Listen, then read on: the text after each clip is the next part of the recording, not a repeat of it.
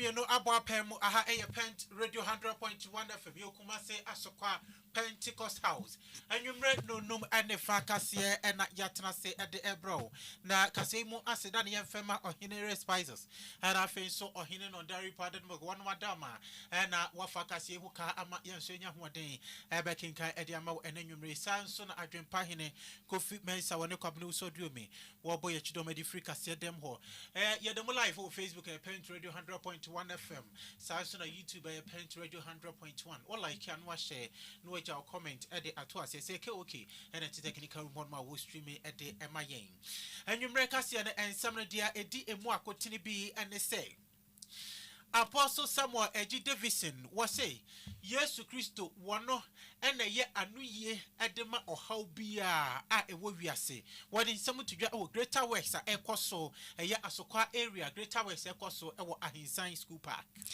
mampanya be de che enso e de atodwa se eniema ye di free o man moko amano ne sa ye nane ani no yenyai Amampani abedi achire wane eye osofo hwe amanone ensem so no nyamfo kujeta black one kopie mu ewo Angola no ko ye en watch say enche bia Angola for Ghana card yede ekwan sunkokra ebremu amom ha mu nsabeka ne tentem kra ye Ghana ni na Angola enche nsabeka Ghana card kane mampani John na Jekum kofo enso e de atodwa se Ghana's mentorship architecture no ehia overhauling pa yentutu na yensan hihye ye kwa agudie mu nsem a ena chief of staff wa paw eye nipa eduba ko a wonum eye World Cup planning committee just wonum ena eba betutu eniama na wode ato wonum animi se won hwe said go be bia no Ghana edin Ghana na ensei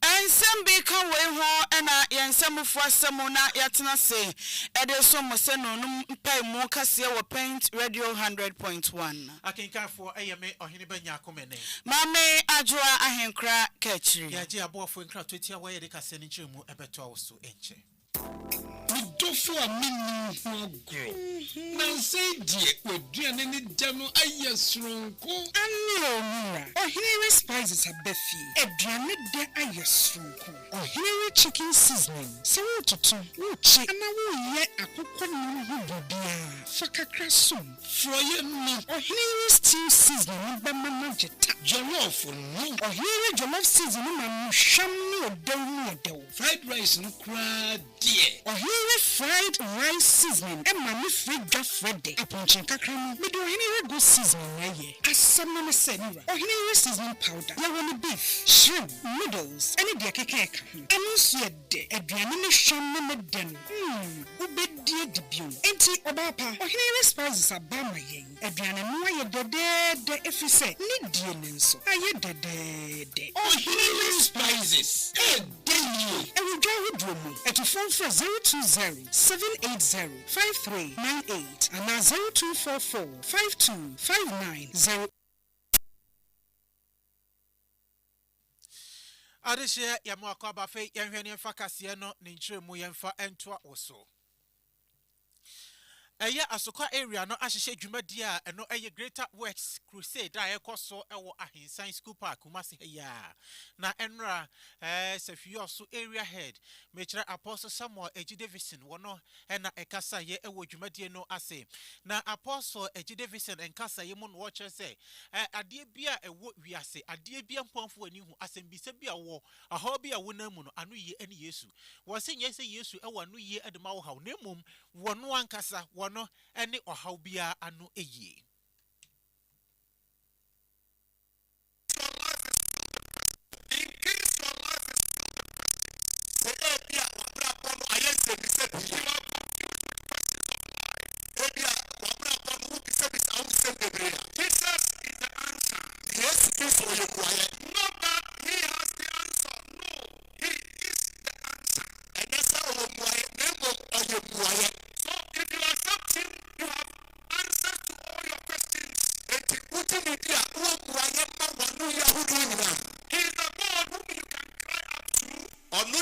and expect him to answer you.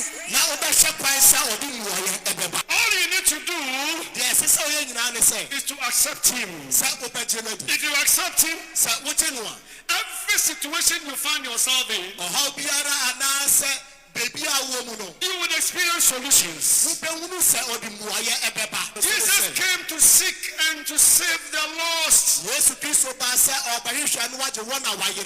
you answer to the questions of your life.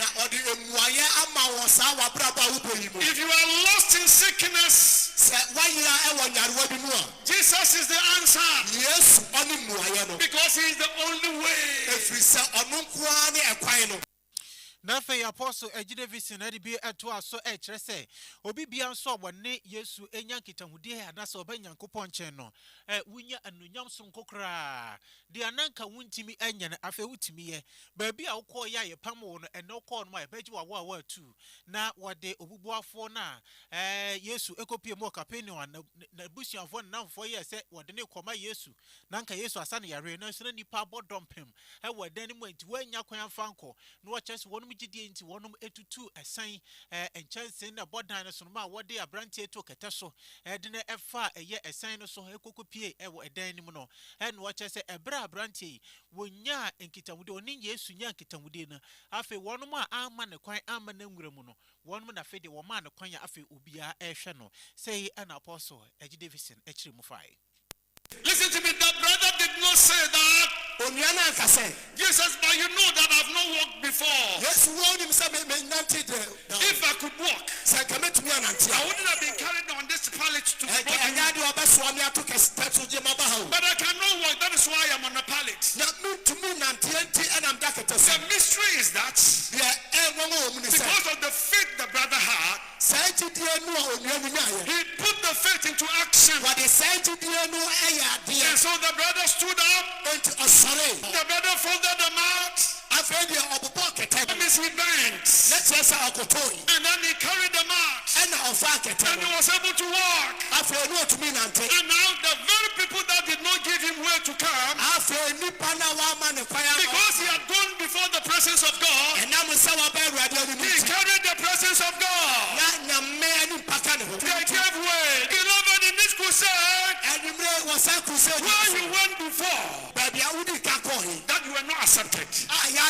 After this crusade, by the presence of God you carry, they will give way. Every closed door shall be opened. Epunu bia emuatu no woni Yesu di nhemu ebebie ewo gidie ekwan so apostle Samuel Eji Davison Safioso area head Church of Pentecost. Professor Jenana Opoku Ajiman eye mampanyi abedi echire na akwakọ piemo ewo Angola ene adehye omoye Ghana fo a omote Angola di omudwuma atokese edi anobaba ya kasa kire womo na ne nkasa yemu no ena wodan aban ani suade hunu edi akire wom wase akọ ehu akohia se wobo ade ne mapa wode adom yen ewo mayim no yetimi edane eni ewo ha ansana yatabiridi akwama no ne se ye kwa akoton wase empempi no ye jane sane ade kwa ye sika ye nsaka wo mu no eye ketewa bi enti ya nkasa yetimi dane eni se nka kokoyi na nka ya dane eni ane de ye bibia wode kokoton a obenya mfa supem ewo so na yatabiri ade kwa wase anu mom ebeboa ama Ghana ye sikasem etimi etumpon. And more importantly, even food. You know, we live in the tropics. We live in the best part of the world, I think, living in the tropics. There's hardly anything that doesn't grow in the tropics. So why can't you grow your food? We are trying to look at the basics, ensuring that we are putting a halt, if not a big break on the exportation of raw materials. We are trying to find ways in which you can process the raw materials, because that is where you get a lot of wealth. That is where the value rises. If it's all about exporting, then you are not going to get a lot of benefits of what you need. And the analogy I use is that, okay, so let's say you harvest your cocoa and you export it into another place. But between your harvesting the cocoa and exporting, there are some jobs you have created. But imagine if you were to process the cocoa and add value. So then what happens to your children? They are falling into the Mediterranean, trying to cross to get jobs you could have created at home. It's not an amazing story. Nobody looks forward to hearing those tragedies. But part of it, we want people to migrate because they want to, not because they are being pushed out or that they don't have choices. So we want to ensure that we are creating the jobs at home and keeping them at home. So that is one of the areas we are looking for support in terms of investments, in terms of partnerships that work. Professor Jenana Opoku Ajiman, Eye Mampenyi Abediachiri. Mame fa entrance na eye Angola honmoa ena oswafo hwe amana ne ensam eso no nyamfo sam okuje tabla kwa wone Ghana adehia wonom ewo honmo enso ehia ye wo twen komo no wo chese madesra de se Ghana card no nsa ebeka no kwasa mu ye Ghana fo etia nche bi hedun enhyehyɛ kogu akwan mu ebeba ntam so kra mu amu pe Ghana card na so bibi o ye Ghana ni o hanom no Ghana card no ye be ni ntama na ben enche kra wonsa ebetimi aka wo de we Samuel Okujeto Ablakwa. I want to assure the leadership of the Ghanaian community that I have listened attentively to all the matters that you have raised, and as soon as I return to the ministry, I'm going to take immediate action. And the ambassadors here will tell you, I don't waste time at all. The last time we were in Nigeria, the Ghanaian community made similar requests. You may want to check from our compatriots in Nigeria. We have promptly addressed all those matters they raised. They asked for a machine that can print the Ghana card, and we delivered that. They asked for enhanced consular services so that they can secure Ghana passports under 15 days. We have delivered that. So if you check with your compatriots in Nigeria, you notice that we are a promise-fulfilling government. And anytime we come and engage you, interact with you, and you tell us what you desire, what you want us to do, we promptly deliver. Any awoti Ghana so afọ a wohwama ne ensam so no nyamfo Samuel Okujeto Ablakwa. Kane mampanyin jo en ajekum kofo enso akasa akransem a woka enese Ghana ye mentorship architecture no wo se yetutu ne sre ene abasa na de ehia ensiesie ne yekeka ne yemabu animu na yetimi esiesie wo se no beboa ama yetimi atenetene emabu na ewo omanimo na da chibu no matimi ababaye amamba pa ewo omanimo na eno no to aso no se ehu behia senka abaye ebesi mentor coaching academy eno eye suku ayede betete eye emabu no ensanu dwumamo wonmo mbeko suku ni ade no na nka ya chekire wo mo na eno so na ye no na eno nchese yeyi wo mo asabi wo mo honam akwa babi ato chima ade afrim ewosese nipa ni nyina no yede wo mo eka ho bi na atimi aboa oman no enchekireye. We tend to be so divided on the basis of religion, tribe, gender, and that sort of thing. Our youth, I have occasion to remark that the youth of today are far better educated than earlier generations. They are very smart. They mastered the uses of the new technologies. Talking of digitalization, AI, so forth. They know all these things far better than their fathers. The only thing is, they are so numerous. Unfortunately, the economy of our land hasn't kept pace in terms of development with the population explosion. When I was Deputy Minister of Ghana, the population of Ghana was 10 million, 1969-70. Now as we speak, the population is pushing towards 40 million. Eni ayati eye kane mampanyin John ajekum kufo. Mame fo enko emrahye bedwafie ene edomkuma ewo mrahye bedwafie yensentrofo nhyiemu na de okasa ye eye wonom ba no dani mitro nyamfo Alexander Afenyomakins awosan eye futu emrahye bedwani no kwasem na wonom hawa wonom eche wode to nsentrofo anim nyina eye enei Tamale High Court atemu a wode eba ye esekpandai emrahye bedwa konwa woto ye emrahye bedwa akonwa no aba woto ya fia etwam na asafin pinoni adunu enan no esusu aso no watwam enti constituency na wonom ensan enkoto abani biem na eno ena ononyamfo Afenyomakins ejire mo ejire se sa wo hwe atemu na ba ye na akoye se obi a woyɛ adwuma ma obi enti wo dia woyɛ nyina no woyɛ de ahyɛ de a otua wo ka no anmuonyam moyɛ ne saa nso de a ɛne na entwa yie kura moyɛ ne saa na enya somdwe na mopɛ sɛ ɛba ɔmanyimu wei ɛyɛ no nyamfo Alexander Afenyo Markins. The judiciary must know that their actions and inactions to serve the interests of whoever their paymaster is has the tendency of destroying our peaceful republic. We will not mince words. They can conspire to call us one by one for a so-called contempt of courts. We are criticizing their shameful conduct. We are not afraid. We are ready to be in Nsawam for their so-called contempt. The world will see their disgraceful conduct. We will not sit aloof and allow them to undermine the very rule of law that they are supposed to protect. How can a judge who calls himself a judge sit in court and misconduct himself in such a manner and expect the country to be quiet? Now here is where the matter becomes even more extraordinary. This order, an order with massive political, legal and democratic consequences, was pronounced without the court's full judgments, as I've stated supra. There were no written reasons, no factual findings, no legal analysis, just a naked directive issued into the public domain. And the whole constituency is now being told that there must be a rerun. I am a practicing lawyer of experience at the bar. I understand that court occasionally deliver rulings with reasons to follow. But such a practice is the exception, not the rule. And it is never acceptable approach when the stakes are this high. Ania woti ye edom kuma ewomra shebejofi won dani ononyamfo Alexander Afenyo Markins.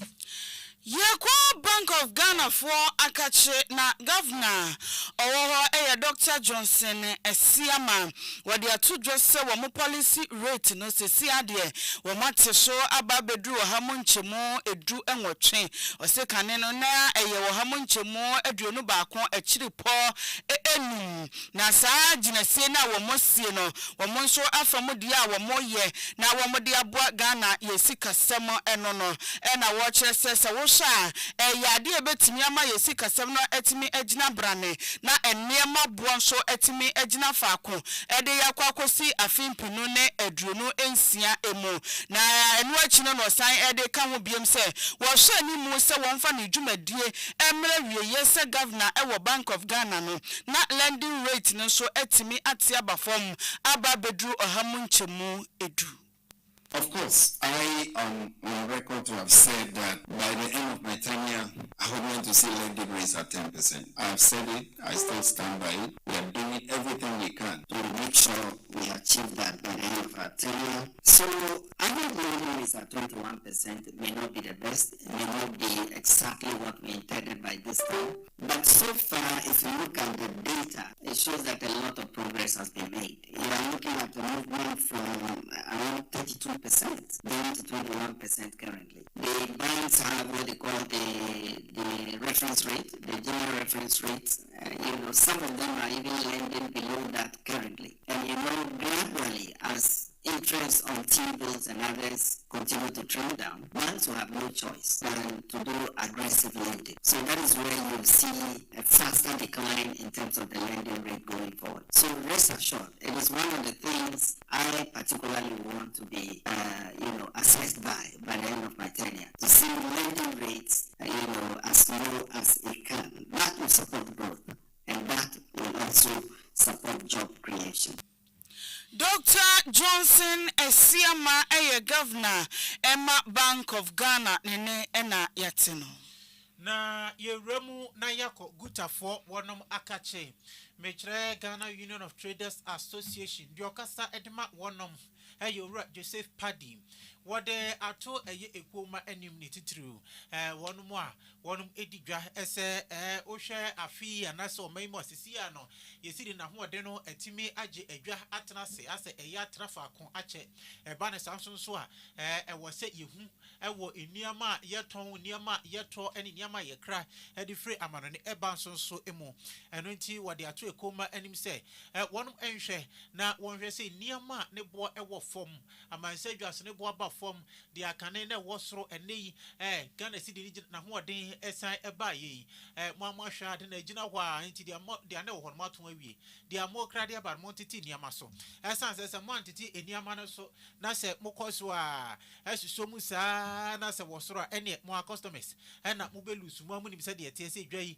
yanka se de open market free entry and exit nti anu de obi atimi ba mu bia so timi free nti so wo de no so wo ye yire so pampen na so wo se da ment so ba bia mi gina na me be gina de na wanka sa hu jejereje ebu a ebebu nso so abo papampam. We have appealed to our members because of the stability of the dollar. So one now you run yourself out of business. It didn't say we're own stock. Own stock we own 12 CDs. I'm also can shop over more than 10,000 shops. Let's say maybe new stock about. Let me tell you ACDs. Traffic money or NCHO. You run yourself out of business. It is as a businessman, and so we are smart business. It's a company come and watch you. I was up with me a smart business. Enti onipa no Osha nane bono tete eba foma was also to me assume now what told the so and yes dear and I just a customers and na ubelus way a Joseph Paddy or Kasa at the Magana Union of Traders Association Guta. Nonom empire mokasie na wutie wo Pent Radio 100.1 yantoa ensem no so emfa emaw National Cathedral eka mampanyin dada na nadodankwa akufuado ne bosha wo hye se Ghana fo eto abamano a obeye no ho bi no ba ye no wo hyase ene cathedral no ehonsem bebre ana ama ne homene so ewo manyimu ya twene sere ne abasa obi ama so a na wo kabi Ghana fo bi akire wo madwen e de afa sansem ho abra na omane ya mane boni kwabena owusu adiomi twetwe enkomo ebi se aban ento aso ebi nso se eye sikaseye I think they say Asolobia and Asol. You do say Asoda movie. You come at this. You go room. You go see Cathedral. You find here. You go to Twaso. Twaso mama Twaso. Ebi say o man ni e nyina ye man. Say scan na do dey wura sa dey ni nti say mama Twaso a. Yes can nyina ye dey. Ahye. Nti also wo Twaso. Tade ni dey oh my God no. Say MPP a NDC Twaso. NDC MPP Twaso. Em wo ye nyina nti me ma join say die. I was say mama Twaso pa. O Twaso be boy nyina. Ye nya betima kwa akobọ mpai. Say Ghana Adnan Painful and Wassan say, Ubi Yeguma, not by for by so Twaso. Ablafuna, Salmon, Tesama say, a dino, one Twaso. Say or Twaso, dear, nobody be to say, a young coupon, as well than a Sicily, and yeah, but we shall say, or million of Kunsim, and quite say, Scadi, but Sabasa, type of pepper and Mitiasi. Cachibrana, someone penny and Fasubia, and Fafim, Leon mine. Come on, India, come find you from Warman, call you see your mind, you might say that you see crowd set to Crana, your Crana. When you put to call crowd, Jimmy, Diman Penny, and they are first canning out of floor. Or from Yuma, and Mamma of Frana, Mutifi, called Bibi, University Fee, on Fana Sam of Fran, on one name in a cathedral, and any new San Canada, or Versailles. Wey Ghana fo bi adwenkyira wo mo efa National Cathedral Afe nyame aye Ghana fo adom ewa agodie mu no yatimi qualify yenye etekita nyame adom 2026 World Cup no yenso yebekọ akopie mu bi ne akwakosi akan ewo honom we America asem Mexico and Africa Canada and sa akansi ebekọ so nyame adom a afia yebesimu na ne Ghana yenya ni say na ne obi a eni age ezansa man for pesa America epesi ekobie na omo ekọ no na chese akansi ni nti na obi betimi akọ se ma me visa me kwa akota Ghana Black Stars echi ewo akansi ni mu na ene aban ahwedin yehu se World Cup na yekọ no obehia eya badweku a wonom ebehwe na wonom atutu niam na wonom aboa ahwe se Ghana yebekọ ne sei afa visa ensem yekoi de ne ebehia na eno na Chief of Staff ononyamfo Julius Debra wapau nipa edu baako abedwaku anwontoma se wonom na enkogina mu na aban no committee a what say wonom enkotutu niam enfemfa Ghana World Cup a year 2026 na ɛho entutuye na wakasa no say committee no osha ne chairman nankasa eka Ononyafo Samo Okujata Blakwa waka ho bi saa enso so na ononyafo Standogbe wono deputy chief of staff wono so eka ho na Owura Julius Debra ensem no de ekwa ma wono se dia moye bia no monhwe se mobebo Ghana edin ehban ewo visa de gie mu visa ensem monhwe se Ghana mbetumi abo ye mudie ye man no ye din a ye wono mbebo ehoban afa mu abedwakon monhwe nso se mubetimi atutu niama apesika. Welcome. And so imagine in your mind's eye the fact that the Ghanaian JC, the Black Star, how many times the name of the country will be mentioned throughout the tournament. And so we want you to be able to convince corporate organizations that this is a blank check if they get, which is very important. You are also being taxed to help coordinate the travel arrangements and all that. We think your committee needs to have that oversight responsibility in making sure that Ghana's name is not brought into disrepute, even though we want as many funds as possible to be able to travel. And of course, visa facilitation is also very important.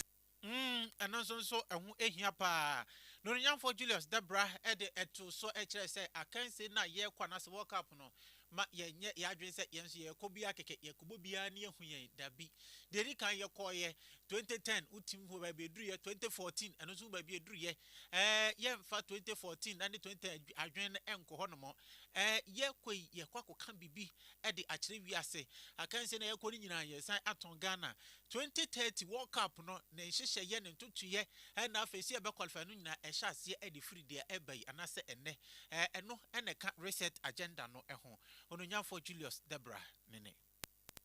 It's also an opportunity for us to sell some of our investment potentials to the world. So we need to remind ourselves that the World Cup is not just about what happens over 90 minutes. It is about what we do with the 4 years leading up to it and 4 years that follow. The road to 2030 begins. The time for scattered efforts is over. That's why we say we are resetting our country. We cannot afford to enter 2026 with the mindset of 2014 and 2010. Let us correct what must be corrected and amplify what can be built. Let us lead with clarity. Let us act with urgency. Let us project Ghana with discipline and pride. Yo, discipline and pride. Yemfa Ghana emfa enko. Yeko wie kase na ewo obi man so na adehye West Africa biem kufoforo asan asi ena anwumre ya ameno ekase awie ya kufoforo asi West Africa eno Guinea Bissau. Guinea Bissau for eto aba ena no kwesi edei na kwesi ada na ba wo to ye no na wo hwe animu se esunsunsanso no wadi abaton results ni nyina ebeba nyame ya adoma eye wo china ya wo ene wo hwe sa abato commission na ede aba wo to eni esunsunsanso nyina ebeba omampani Umaro Sisuko embalo wono ena eye incumbent na so wona te akonwa no so sesiye na wo hwa wo kyeresa papa yi ni main opposition leader nkobetimi enne si akan no ono yeyini free mu afa yato aba na ewie no afanu mienu ni nyina no obia ekase me na medi nkunim owura eye Sisuko na afa nso Fernando Diaz wono any opposition leader wono edi amanyuko ba ko nanim a wode na ekoye ene wo china na resource ne beba se beba enne ene omanfo anaze emperifo mienu omu nyina aso se me na medi nkunim enne wie ya na wono mo a owo eye Guinea Bissau ahinkronim won HS won tututuo kika na chese ben baabia omampani eti no ni ginaye na chese wokase omampani no womache no yachi omampani Umaro Sisuko embalo na omampani Sisuko ni anche no so fa tetefon na ni ofre France 24 unim Guinea and French ofre France 24 no say yachi me ene so wokase yachi me anche na asrafo dom no ebabetna Guinea Bissau wonom state television eso ema wodi atu dwa kire se samre die asrafo no agitumi omampani no oni won mu biem nyono na edi akonwa no so biem afei eye electoral process na se wonom abato commission bibia wonom agu no asrafo dom no kire se wonom na behwe Guinea Bissau so edi kosi bra wonom edi hyehye foforo ebeba etim no ka se Guinea Bissau aban no asai adane asrafo na age oman no nsɛm we so na nsɛm a ɛde so mo sɛ no onum mpae mu kaseɛ no yɛmfansi nsɛm no de di mo akotene ebi ɛne sɛ Apostle Samuel Eji Davidson ɛkyerɛ sɛ Yesu ɛyɛ anuye edima ensembisa na afenso ɔhaw bia ewu wiase. Mampanya bɛde akyire nso akasa sɛ raw materials a yɛde from ayi mo kwa amanɔne no yɛnhwɛ sɛ yɛbɛdane dane ani ansa. Wononya for Samuel Okujato ablakabo ɛyɛ Angola Ghana de hyɛ wɔn Angola no ho ba sɛ Ghana card no enche onsa beka won de. Ghana ye mentorship architecture no kane mampanyin John Ajekum Kofo se eno nso ehia se yetutu ne ye hyehye. Aresha na nsɛm binom ka ho ne yɛtena sɛ na nwumre ɛdebrɛ wo sɛ nonum ɛne fa kaseɛ ɛna seɛ ɛnkɔma ɔhene spices na afei nso ɔhene no diary pardon work sɛ wɔnom ɛsɔ yɛase adwempa hene kofi mensa wɔne kwabeno so do me ɛbɔ yɛ twidom ɛde firi kaseɛ dɛm hɔ sɛ KOK ɛne streaming live wɔ Facebook ɛde ɛma yɛn akenkanfo na ɛyɛ me ɔhene banya akomene mame adwoa ahenkra ka akyire yɛde wasi nyame yɛ adom a wɔkyena no pa wɔbɛte kaseɛ foforɔ yakra Midofo a minni